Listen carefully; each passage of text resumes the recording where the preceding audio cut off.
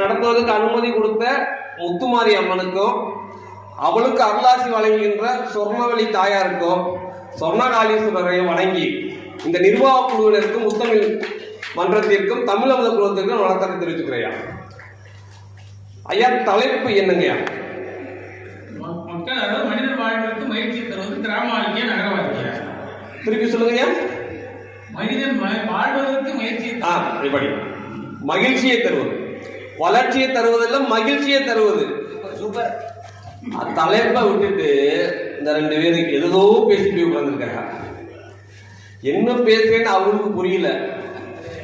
ஏதோ பேசிட்டு இருக்காங்க, மக்கள் கேட்டுக்கிட்டு இருக்காங்க. சரி, ஏதாவது ஒண்ணு சொல்லிடுவாங்க. நாங்கள் நோட்டு பேனா வச்சு எழுதி பார்க்கறோம், ஒரு பாயிண்ட் கூட வரலையா. அதுக்கு முன்னாடி பட்டிமன்றத்துக்குள்ள மொழி போறதுக்கு முன்னாடி அம்பாளை பத்தி ரெண்டு வார்த்தை பேசணும் ஆசைப்படுறாங்க. அது உங்களுடைய அனுமதி வேணுங்க. மாரியும் மழையும் ஒன்று.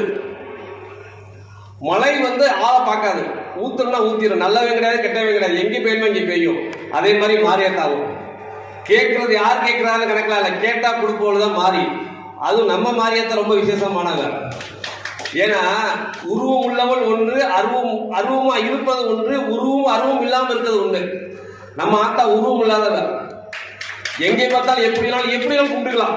மனசுல என்ன தோணுதோ, சின்னதா பார்த்தா குழந்தையா இருப்பா, பெரியவளை பார்த்தா தாயா தெரிவா, மூதாட்டியை பார்த்தா மூதாட்டியை தெரிவா, கன்னி பெண்ணை பார்த்தா கன்னி பெண்ணை தரக்கூடிய மாயாஜால வித்தைக்காரியாகிய மனநோனியாகிய முத்துமாரி நம்ம அம்மா.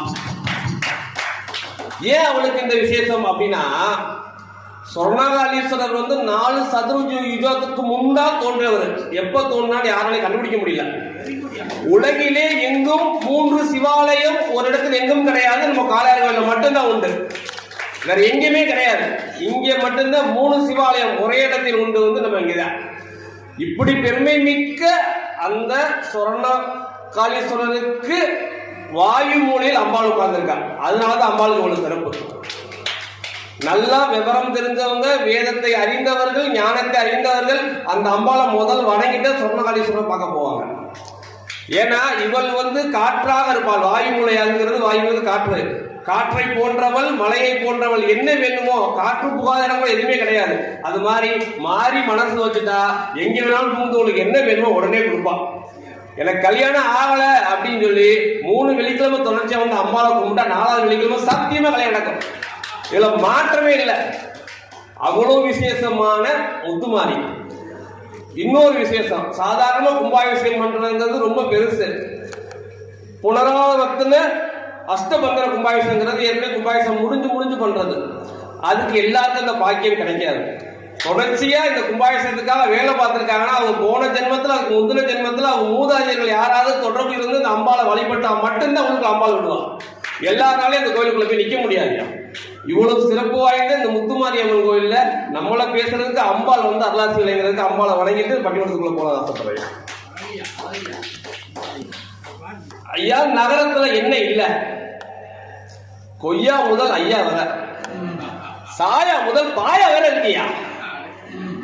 ஒரு மனுஷனுக்கு என்ன தேவை சொல்லுங்க?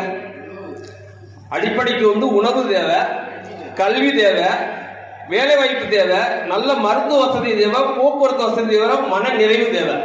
இது எல்லாமே நகரத்துல இருக்குயா. கல்வியில் எடுத்துக்கங்க.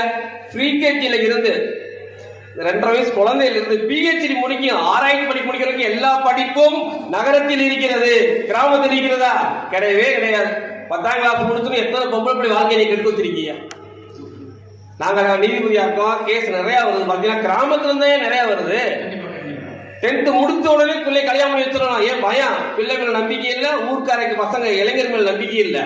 நம்பிக்கை இல்லாத காரணத்தினால் தன் குழந்தையின் மேல் அவருக்கு நம்பிக்கை இல்லை, அவங்க ஊர்க்கார மேல அவங்க நம்பிக்கை இல்லை. எங்கிட்டாவது ஏதாவது தப்பு தண்டா நடந்துக்கிறது, அதனால குழந்தை கல்யாணம் வச்சு எப்படியாவது விடுங்க வராங்கய்யா. இது கிராமத்துல நடக்கு, நகரத்துல இருக்கா? கிடையவே கிடையாது. இதுக்காக பேச வந்தாரு அன்பு நண்பர் ராமச்சந்திரன். பாத்தீங்கன்னா அப்படி நிறைய பேச, நிறைய பாட்டுக்கெல்லாம் பாடுறாரு. கிராமத்துல மந்தை இருக்கா? மந்தைக்கு பதில் எங்க நகரத்துக்குள்ள பார்க் இருக்கு. பார்க்ல ஜாலியா உட்காந்து யார் வேணாலும் பேசலாம். முன்னாடி மாதிரி கண்டாலும் பேச முடியாது. இப்ப ஃபாலோ பண்ண ஆரம்பிச்சாங்க. எல்லா இடத்தையும் சிசிடிவி கேமரா போடுறாங்க. 10 நிமிஷத்துக்குள்ள ஒரு பொண்ணு கைது போட்டா வந்துருவாங்க. யார் நீ என்ன எது விசாரிக்கிறாங்க. அத்தனையும் சிசிடிவி கேமரா பாக்குதுயா. ஏற்கனவே சொன்னாரு, கிராமத்துல இருந்து 2000 போனேன். அதெல்லாம் இன்னைக்கு வந்து 2 லட்சம் ரூபாய்க்கு எத்தனையோ 2 கோடி மேல சம்பாதிச்சிட்டேன் அப்படின்னு மைண்ட் வச்சுறாங்க. முந்திலாம் சிசிடிவி கேமரா இல்லப்பா, இப்ப அது இருக்கு. அவர் போற நிலைமை அப்படி இல்லையா, எப்படி சம்பாதிச்சிருப்பாங்க.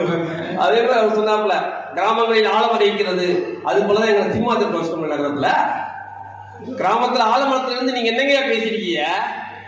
ஒரு சாரார் பக்கமே தீர்ப்பு வழங்கப்பட்டிருக்கு, நடுநிலைமையான தீர்ப்பு எங்க இப்ப நடக்குதா? அந்த காலத்தை பத்தி பேசிட்டு இருக்கீங்க. இப்ப என்ன தலைப்பு?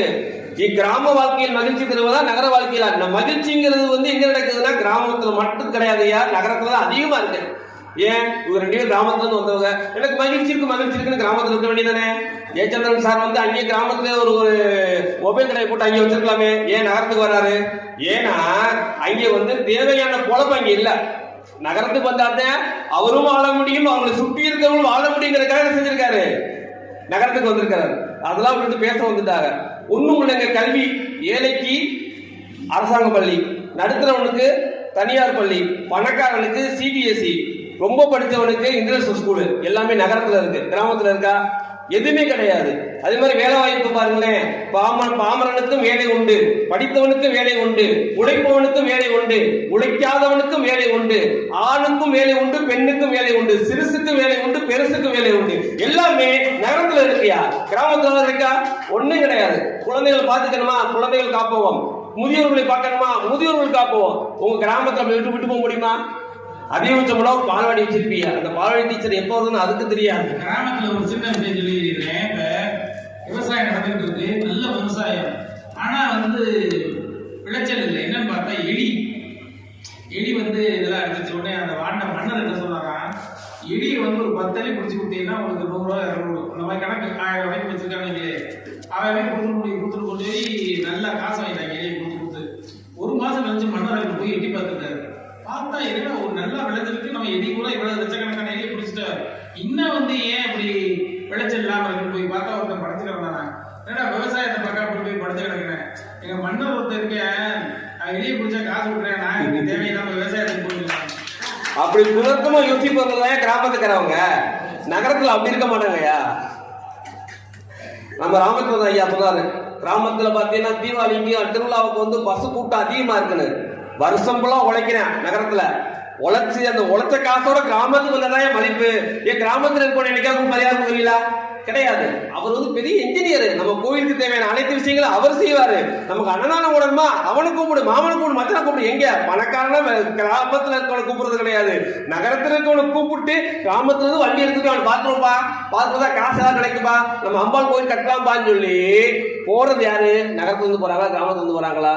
அப்படிலாம் போனவங்க ராமச்சந்திரன். அவர் சொல்றாரு, எனக்கு வந்து கிராம வாழ்க்கையில மகிழ்ச்சியை தருதான். அதுக்கப்புறம் சொல்றாங்க, என்ன சொல்றாரு, கிராமத்தின் வழிகாட்ட ஆள் இல்லை. எந்த காலத்துல இருக்கீங்க? இப்ப ஆட்டோமேட்டிக்கா வாட்ஸ்அப்ல வந்துச்சு, இருந்துகிட்டு வாட்ஸ்அப்ல லொகேஷன் போட்டு ஷேர் பண்ண அடுத்த நிமிஷமே வீட்டு வாட்ஸ்அப்ல கொண்டு போய் வாட்ஸ்அப் வந்து கூகுள் மேப் காட்டுதியா? தேவையில்லை ராமச்சந்திரன் வீடு அப்படின்னு சொல்லி அங்கேருந்து அனுப்புங்க அப்படின்னு சொல்லிட்டு யார்ட்டையும் கேட்க வேண்டிய அவசியம் இல்லை, நேரம் வந்து உங்க வீட்டு வாசல் நிற்கும். அந்த அளவுக்கு விஞ்ஞான ரீதியா வளர்ந்துட்டு இருக்கோம். இன்னும் பாட்டி வந்து கேட்டுக்கிட்டே இருந்தாங்க, எத்தனை கலர் பாட்டியை சொல்லுவீங்க?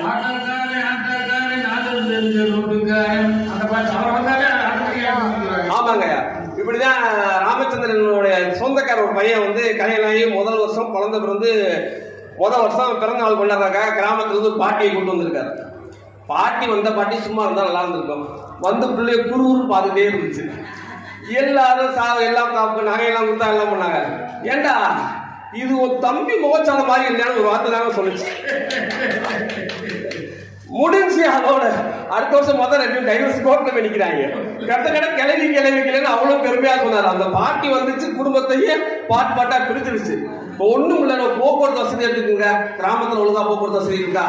சிங்கிளா போலாம், பைக்ல போகலாம், ஆட்டோல போகலாம், வேன்ல போகலாம், கார்ல போகலாம், பஸ்ல போகலாம், எல்லாமே ஈஸியா வச்சு. நிமிஷத்துக்கு ஒரு தடவை வந்து பேருந்து வசதி அதிகமா இருக்கியா?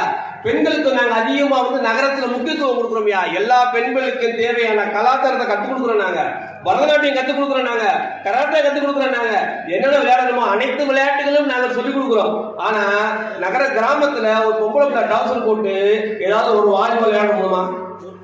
பாட்டி அம்புட்டு கேள்வி கேட்கும். ஆனா எங்க நகரத்துல செஞ்சுக்கிறோம். அதே டயரோட போட்டு எல்லா பிள்ளைகளும் விளையாட்டுத்துறை சாதிச்சிருக்கு. ஆனா அது யார் காரணம் அப்படின்னா நகரம் மட்டும்தான். நகரத்தில் மட்டும்தான் அனைவருக்கும் தேவையான திறமைகளுக்கு அங்கீகாரம் கிடைக்குதுயா. நீங்க என்ன செஞ்சிருவாங்க கிராமத்துல இன்னாருமானு ஒண்ணும் தெரியாது, உட்கார வச்சு கொட்டி கொட்டி உட்கார வைப்பார்கள். ஆனா நகரத்தில் யாரும் பார்ப்பதில்லை. உனக்கு அறிவு இருந்தால் திறமை இருந்தால் மேலே வரலாம் அப்படின்னு சொல்லும்போதுதான் உங்க எல்லாம் அறிவு திறமையா தான் மேலே வந்திருக்கோம். நீ திரைப்பட திறமையில முன்னேறி இருக்கிற பாரதிராஜா இளையராஜா டவுன்லோட் தானே முன்னேறி இருக்க. ஆமாங்க ஐயா. இன்னொன்று சொன்னாரு, இவர் வந்து நம்ம கொல்லமுடி கருப்பாயம்மா பாட்டு பாடிச்சு, அது வாடு சிவனே பாட்டு பாடி இருந்துச்சு. ஆனா அந்த பாட்டை கேட்ட பாண்டியராஜன் அப்படிங்கிற டைரக்டர் நகரத்துல கொண்டு போய் படத்துல நடிக்க வச்சதுனால கொல்லமுடி கருப்பாயம் உலகமெல்லாம் தெரிஞ்சிச்சு. இல்லாட்டி இதே கொல்லமுடி தானே அவங்க இருந்திருப்பாங்க. இது தெரியாம பேச வந்துட்டாரு. மருத்துவ வசதி எடுத்துக்கிறங்க பாத்தீங்கன்னா அலோபதி இருக்கிறவங்க அலோபதி இருக்கலாம், ஊசி மாத்திரை கொடுக்க போட்டுக்க. சித்தா வேணுமா சித்தா போய்க்கலாம், ஆயுர்வேதா வேணுமா ஆயுர்வேதா போய்க்கலாம், ஹோமியோபதி, எலக்ட்ரோபதி, அக்குபஞ்சர், மர்மா, பிசியோதெரபின்னு சொல்லிட்டு 1000 மருத்துவ வசதி இருக்கியா, எது வேணாலும் செய்யலாம். எனக்கு சுகர் டெஸ்ட் பார்க்கணுமா, காலைல ஒரு போன் போட்டா 10 நிமிஷத்துல வீட்டுல வந்து பிளட் டெஸ்ட் எடுத்து பார்த்துட்டு 11 மணிக்கு ரிசல்ட் சொல்லிடுறாங்க. வாட்ஸ்அப்ல போட்டு விட்டுறாங்க. ஹாஸ்பிட்டல்ல ஒரு வார்டுல வந்து காசு கொடுக்காம போயிட்டேன் பேசுறது. போன உடனே டாக்டர் வந்து இன்னொரு கூப்பிட்டு அந்த நர்ஸை கூப்பிட்டு அந்த நர்ஸை கூப்பிட்டு ஓடி போயிட்டேன் அப்படின்னா. அதே மாதிரிங்க 5 ரூபாய்க்கு நாங்க இட்லி சாப்பிடலாம், 50 ரூபாய்க்கு இட்லி சாப்பிடலாம். ஒரு ஆட்கள்லாம் 1.5 கோடி ரூபாய்க்கு இட்லி சாப்பிட்டாங்க. அது அரசியல் வேணா விட்டுருங்க. நாங்க 15 ரூபாய்க்கு தோசை சாப்பிடுவோம், 100 ரூபாய்க்கு தோசை சாப்பிடுவோம். ஃபாஸ்ட் ஃபுட்ல இருந்து சைனீஸ் ஃபுட், சைவம் தனி அசைவம் தனி 24 நேரம் உணவு வந்து எங்களுக்கு நகரத்தில் கிடைக்கும். கிராமத்தில் கிடைக்குமா? கண்டிப்பா கிடைக்காது. கடைசி முடிச்சிருவாங்க. குக் பண்ணி சாப்பிடுறோம், குக் பண்ணி சாப்பிடுறது, குக் பண்ணி சாப்பிடுறதே இல்ல, குக் பண்ணி என்னமோ வச்சிருக்காங்க இல்ல. நாங்க குக் பண்ணி சாப்பிடுவோம், குக் பண்ணி சாப்பிடுவோம்யா. ஆனா கிராமத்துல செய்ய முடியுமா? நீங்க குக் பண்ணி மட்டும் தான் சாப்பிட முடியும், குக் பண்ணி சாப்பிடவே முடியாது. ஏதோட நீங்க காதலுக்கு எதிர்ப்பு நகரத்துல எங்கேயாவது இருக்கா? கிராமத்துல பார்க்க முடியுமா? கிராமத்துல யாராவது பிள்ளை பார்த்துட்டே இன்னாரு பார்த்துட்டேன் அப்படின்னு சொல்லி முடிச்சதோடு நின்றுறாது. அந்த பிள்ளை யார்த்தாவும் பார்த்துருக்கேன் பேத்திருக்காங்க, பாட்டி பிரிச்சு விட்டு வேலை முடிஞ்சு. ஆனா பொண்ணு பார்க்க போவாங்க பாருங்க. ஆமாங்க, பொண்ணு பார்க்க போகும்போது சொல்லுங்க, அது அந்த பிள்ளை மறந்துருக்கு 10 வருஷத்துக்கு அப்புறம். அந்த பிள்ளை இன்னொரு மகன் அன்னைக்கே பார்த்துச்சியா, எதுக்கு நல்லா விசாரிச்சுட்டு கல்யாணம் பண்ணு ஒரு கொக்கிய போடும் பாருங்க உங்க கிராமத்து பாட்டி. நீங்க வந்து கிராமத்தை பத்தி பெருமையா பேச வந்திருக்கீங்க. எங்க நகரத்துல பாத்தீங்கன்னா லவ் பண்ணி ஓடி போயிருந்தாலும் பிரிச்சு சந்தோஷப்படுத்தி அம்மாவோட படிச்சு அடுத்த ஆள் கல்யாணம் பண்ணி சந்தோஷமா இருக்கு, தெரியாம பண்ணிட்டமான் மன்னிச்சு அவங்களுக்கு மறுவாழ்வை கொடுக்கக்கூடியது நகரம். ஆனா கிராமம் கிடையாதுங்கய்யா. இதெல்லாம் வந்து பேச வந்துட்டாங்க. மூட நம்பிக்கை வந்து கிராமத்துலதான் அதிகமா இருக்கே தவிர நகரத்துல எதுவுமே கிடையாதுங்க. இங்க பாத்தீங்கன்னா செல்போன்ல இருந்து எல்லாம் வந்து நகரத்துல ஈஸியா கிடைக்கும். அதுக்கப்புறம் நம்ம இவரு ஜெயச்சந்திரன் சார் வந்து நிறைய பேசினாரு. அதுக்கு முன்னாடி ராமச்சந்திரத்துல போனாரு, கணவன் மனைவி சண்டை போட்டா வந்து அங்காளி பங்காளி இப்படிதான் சண்டை போட்டுருக்காங்க. அங்காளி பங்காளி ஏன் சத்தம் போட்டோன்னே அந்த பொண்ணு சொல்லிட்டு, உன்னை தாண்டா நான் 10 வருஷமா தேடிக்கிட்டு இருக்கேன், செவனேன்னு இருந்தா இவன் நல்ல மாப்பிள்ளை நீ தாண்டா கட்டி வச்ச மாமா உடைக்க மாட்டியா அப்படின்னு சொல்லி விரட்டுற காலத்துல கிராமத்தை வச்சுக்கிட்டு நீங்க வந்து நகரத்தை பத்தி ரொம்ப குறைவா சொல்றீங்க. இவர் பேசினாரு, ஜெயச்சந்திரன் சாப்பிட்டா பேசுறாரு, பசிச்சு சாப்பிட்டா கிராமத்தானா, ருசியோடு சாப்பிட்டா நகரத்தானா. அரிய கண்டுபிடிப்பியா, வாழ்த்துக்கள். எல்லாரும் 3 வேளையும் சாப்பிட போறேன், கிராமத்தானும் சரி நகரத்தானும் சரி 3 வேளையும் சாப்பிட போறேன், எக்ஸ்ட்ரா சாப்பிட போறது இல்ல.